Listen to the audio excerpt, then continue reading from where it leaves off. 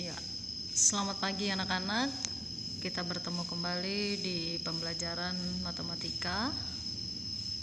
Kali ini Ibu akan menyampaikan materi baru ya di unit kita yang ketiga semester ganjil ya. Ini adalah unit terakhir untuk semester ini ya. Kita akan belajar sampai di bulan Desember ya, mempelajari materi ini. Oke anak-anak, untuk kegiatan belajar kita, anak-anak bisa mengikuti video ini ya. Jika masih belum memahaminya, silakan diputar berkali-kali dengan link yang Ibu sudah siapkan melalui web YouTube pribadi Ibu ya. Oke, kita akan mulai ya. Silakan disimak. Materi ini mengenai pengelolaan data ya. Pengelolaan data berarti kita akan berhubungan dengan data-data ya, dan ini biasanya adalah data yang benar, valid, dan kebenarannya sangat pasti ya. Jadi bukan data-data sembarangan begitu ya, asal saja. Ini baik sekali untuk kita jika kita membahas sesuatu dengan data ya. Sama seperti Ibu Herna sangat menyukai kalau bicara sama Ibu harus pakai data ya.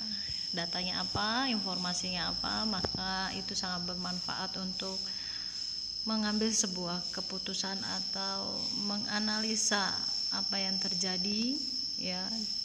Dan ini memimpin kita untuk berhikmat ya, bagaimana Tuhan menolong kita dalam menyelesaikan setiap masalah, membaca segala sesuatu melalui informasi data ya. Betapa luar biasanya Tuhan memimpin kita untuk bisa memahami situasi atau kondisi yang ada melalui apa? Melalui data-data yang kita dapatkan ya. Nah, data ini sebagai sumber informasi yang kita juga bisa gunakan ya anak-anak. Oke, Ibu lanjutkan ya. Nah, bagian yang pertama kita akan belajar bagaimana mengumpulkan data ya. Sebelum kita masuk ke materi ini, kita lihat dulu ya, apa sih yang dimaksud dengan data. Data adalah catatan informasi yang diperoleh berdasarkan fakta ya. Ya, ini fakta ya. Jadi benar-benar data itu diperoleh dari fakta yang ada ya, benar-benar data yang ada. Contohnya nanti kita akan lihat ya. Dan data tidak bisa memungkiri atau membohongi ya. Data tidak bisa membohongi ya. Data itu membuka sesuatu yang benar, yang pasti ya, dan lebih valid ya, kebenarannya bisa dipercaya. Itu bicara tentang data ya. Nah, bagaimana sih cara memperoleh data-data tersebut ya? Caranya ada dua ya, secara langsung dan juga sumber yang ada ya. Jadi kalau secara langsung itu bisa kita peroleh dari wawancara. Ketika kalian mewawancarai seseorang untuk mengetahui, misalnya kalian mewawancarai RT yang ada di lingkungan kalian untuk menanyakan, Pak, bagaimana perkembangan COVID saat ini di daerah kita, Pak? Nah, kalian bisa bertanya itu. Atau kalian bisa bertanya, Pak, jumlah penduduk yang ada di RT ini ada berapa kakak? Nah, itu bisa kamu tanyakan kepada RT ya. Dan yang pasti RT akan memberitahukan informasi berdasarkan data. Itu wawancara ya. Atau kita juga bisa mendapatkan data itu berdasarkan kuesioner. Kuesioner itu biasanya berupa checklist yang ada pernyataan-pernyataan ya, setuju, sangat setuju, atau kurang, baik, cukup, amat sangat baik begitu ya. Itu berupa kuesioner, dan itu cara kuesioner biasanya dikirimkan ke beberapa banyak orang. Misalnya Ibu Herna saat ini sedang mempersiapkan untuk membuat seperti penelitian ya. Kalau di jenjang ibu itu namanya tesis ya. Jadi penelitian itu ibu akan menggunakan metodenya dengan memperoleh data dengan cara menggunakan kuesioner. Nah, kuesioner ini akan diisi dengan beberapa sampel ya. Sampel itu misalnya ibu akan memilih guru-guru yang ada di seluruh provinsi Lampung misalnya. Ibu akan sebarkan itu kepada seluruh guru kuesioner itu ataupun dalam bentuk angket. Nanti orang-orang ataupun orang-orang yang ibu tuju ini akan mengisinya dalam bentuk checklist pilihannya begitu. Itu bentuk kuesioner. Ibu belum bisa menampilkan ya. Nah, jadi seperti itu anak-anak kurang lebih gambarannya. Nah, itu untuk cara memperoleh data. Selanjutnya, cara memperoleh data berdasarkan data yang sudah ada ya. Data yang sudah ada di sini banyak ya, tapi ibu hanya ngambil beberapa contoh. Contohnya absen ya. Kalian bisa menemukan menghitung jumlah siswa setiap harinya. Anak-anak kelas 4 yang hadir berapa, yang tidak hadir berapa, yang alfa berapa orang, yang sakit berapa orang, yang izin berapa orang. Nah, itu absen ya. Persentasenya bisa kita lihat berdasarkan data absen. Di data absen itu juga kita bisa lihat keaktifan, kehadiran, seperti itu ya. Lalu ada lagi contoh sensus penduduk. Sensus penduduk ini biasanya menggunakan data Balai Statistik ya. Jadi kita bisa memperoleh informasi ini dari Balai Statistik. Anak-anak bisa buka webnya pakai handphone nanti ya. Buka saja Balai Statistik Lampung, Provinsi Lampung, itu akan ada muncul di dalamnya ada sensus penduduk, ada keterangan berapa banyak manusia di dalamnya, berapa jumlah laki-laki, perempuan, terus berapa yang putus sekolah, angka kemiskinan, terus angka putus sekolah, anak-anak yang putus sekolah itu bisa dilihat di situ ya. Terus ada laporan keuangan. Laporan keuangan ini kalian juga bisa memperolehnya, misalnya pembayaran SPP. Nanti biasanya kan bendahara sekolah Lentera Harapan di sini memberikan informasi data berupa laporan keuangan SPP kepada orang tua. Itu berdasarkan data yang ada. Lalu contohnya lagi ada perkembangan COVID. Nah, kalian bisa lihat perkembangan COVID di Lampung Selatan itu berapa yang ODP, terus orang dalam pengawasan ya, terus pasien dalam pengawasan banyak ya, dan juga orang-orang yang positif maupun yang meninggal ataupun yang sudah sembuh. Kalian bisa lihat itu. Nah, anak-anak, kita akan mempelajari situasi-situasi ini ya. Ini sangat menarik ya. Kalian bisa membaca, mengetahui satu informasi berdasarkan data saja tanpa kalian bertemu dengan orangnya langsung pun kalian bisa. Ibu Herna juga begitu. Ibu Herna sering memanfaatkan data yang ada dengan melihat berarti ibu bisa mendapatkan informasi ini lewat data ini ya. Jadi anak-anak sangat baik sekali kita belajar mengenai ini. Pelajaran ini akan kalian temukan lagi nanti di kelas 6 ya. Oke, itu cara memperoleh data ya. Nanti kita akan belajar bagaimana sih cara-cara memperoleh data, mengelola datanya, dan karena ini sangat berhubungan dengan kehidupan sehari-hari. Kita bisa melihat, apalagi yang sekarang sedang berkembang adalah masalah COVID-19 ya.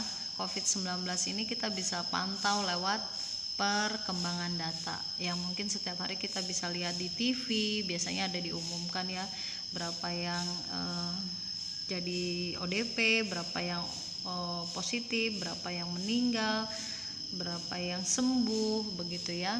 Dengan begitu kita bisa banyak belajar ya.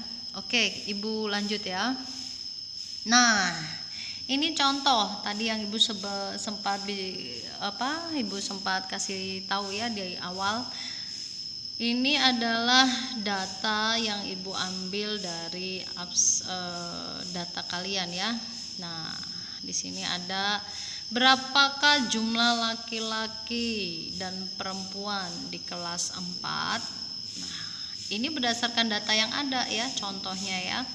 Nah, ketika Ibu hitung, oh anak kelas 4 laki-lakinya ada 8 dan perempuannya ada 11, berarti di kelas itu lebih banyak perempuan dibandingkan laki-laki. Nah, itu bisa menjadi bahan perbandingan ataupun informasi mengetahui keadaan kelas. Berarti kelas saya ada sekitar 19 anak di dalamnya, ada perempuan dan ada laki-laki begitu. Ketika Ibu Herna juga mendapatkan ini waktu Ibu di bulan 7 ya, baru bergabung di sini, Ibu melihat ini ya. Ibu minta datanya dari TU ya, Ibu lihat ya, Ibu diberikan ya data ini. Ketika Ibu lihat, oke, Ibu sudah bisa baca situasi di dalam kelas. Ibu sudah itu manfaat kita mempelajari data ya. Yang pertama, manfaatnya kita dapat informasi yang pasti. Yang kedua, sebagai bahan pertimbangan. Yang ketiga, sebagai bahan tindakan ataupun keputusan yang akan dilakukan. Ada 3 hal ya. Terus yang paling penting adalah kita bisa mengevaluasi, menilai ya. Oke. Jadi seperti itu contohnya ya anak-anak ya, manfaat kita mempelajari data. Terus selanjutnya, datalah nama siswa berdasarkan kelompok bulan kelahiran. Nah, dari sini anak-anak bisa mengkelompokkan ya. Nanti coba kalian kelompokkan, yang lahirnya di bulan Januari ada berapa anak, yang lahirnya bulan Februari berapa anak, Maret, April, Mei, Juni, Juli, Agustus, September, Oktober, November, Desember, itu berapa anak. Kalian bisa data nanti. Coba ya, nanti kita akan belajar ini pelan-pelan ya. Ibu akan membimbing kalian supaya kalian bisa memiliki skill ataupun kemampuan mengelola data. Ya, Ibu ingin kalian meskipun kalian masih kelas 4, kalian bisa belajar tentang ini ya. Karena Tuhan memberikan kita pemikiran-pemikiran yang sangat luar biasa anak-anak, dan Ibu sangat senang sekali ketika kalian bertumbuh di dalam pengetahuan itu ya. Rasa ingin tahu, rasa ingin lebih banyak belajar, itu akan membuat kamu semakin bersemangat mengikuti kegiatan pembelajaran ini. Oke, lanjut ya. Nanti bagian ini Ibu akan kirimkan, kalian coba cari dan temukan ya. Selanjutnya, nah ini yang terakhir ya kalau tidak salah. Ini adalah data sensus penduduk Provinsi Lampung. Ini Ibu ambil dari Badan Pusat Statistik ya, Provinsi Lampung. Ini webnya yang tadi Ibu sempat bilang ya. Kalian bisa buka ya. Di sini Ibu ambil data penduduk menurut kelompok umur tahun 2019. Ini ada ya. Jadi ini sudah terdata. Lewat mana sih datanya? Ya sensus penduduk ini. Dari mana mengetahuinya? Ya dari kartu keluarga, KTP. Jadi semua data kita itu terpusat di sini anak-anak. Ya. Pemerintah mendata kita itu dari sini. Ini manfaatnya ya. Data-data kita itu ada di situ ditemukan ya. Ini bagian balai statistik ya. Statistik itu untuk statistik itu adalah berapa sih, untuk mengetahui kita berapa sih grafiknya, berapa banyak, seperti contoh ini ya. Ibu nggak mau terlalu jauh, nanti ngomongin statistik jadi jauh nih. Oke, balik lagi ya. Nah, jadi lihat di sebelah sini ada kolom kelompok umur ya, 0 sampai 4 tahun, 5 sampai September, Oktober sampai 14, 15 sampai 19 dan sampai 75 tahun ke atas ya. Ini sudah terdata. Laki-laki berapa ratus orang, berapa banyak ya, ini ada berapa juta jiwa di dalamnya ya. banyak sekali ini penduduk Indonesia, penduduk Lampung ya khususnya. Jadi perempuannya ada berapa, kalian bisa lihat. Laki-laki dan perempuan dijumlahkan, maka total jumlahnya ada sekian 8.447.737 jiwa yang ada di Provinsi Lampung pada tahun 2019. Nah, ini cara membacanya ya. Jadi kita bisa lihat pertumbuhan secara keseluruhan. Ini sangat bermanfaat sekali ya anak-anak. Jadi kita bisa melihat dengan sangat luas.